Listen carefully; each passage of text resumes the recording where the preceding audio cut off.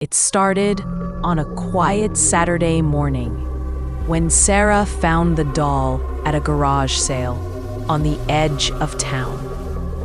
A porcelain thing with cracked cheeks, a faded blue dress, and eyes that seemed too wet, too alive.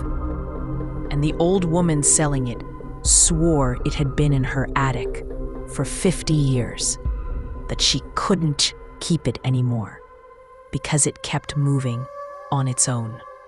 Sarah laughed it off, paid $2, and took it home, setting it gently on a shelf in her daughter Lily's room. But that night, Lily woke screaming, saying the doll had been sitting on her bed, whispering her name.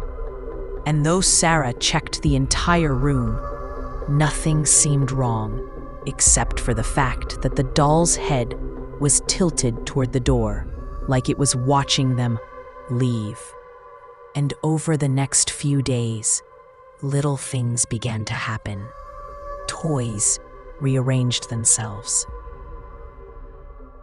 Lily complained of soft scratching inside the walls.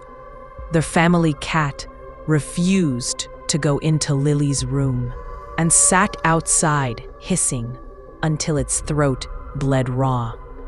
One night, Sarah heard footsteps in the hallway, though everyone was asleep. And when she checked the baby monitor, she swore she saw the doll standing by Lily's bed. Not sitting, standing, its head slowly turning toward the camera before the feed cut to static.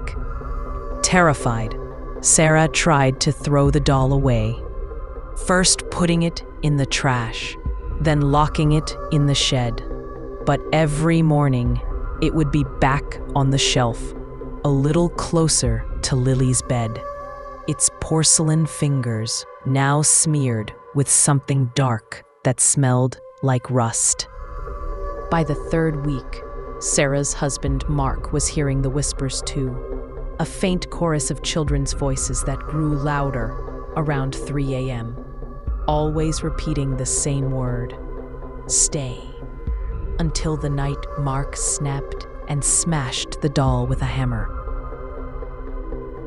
shattering it into pieces and burying them deep in the woods.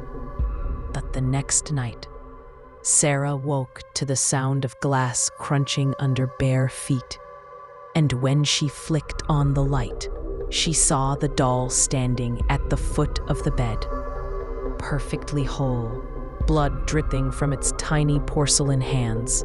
And when she screamed, Mark came running only to slip on the floor, because the carpet was soaked, not with water, but with blood. Gallons of it, pouring from the doll's mouth as it grinned wider than should have been possible.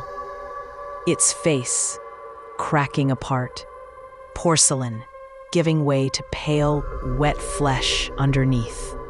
A child's skull pushing through, hollow eye sockets rolling toward Sarah as Lily's voice came from inside its chest, saying, "You should have stayed," before the lights went out and the house filled with screams, wet tearing sounds.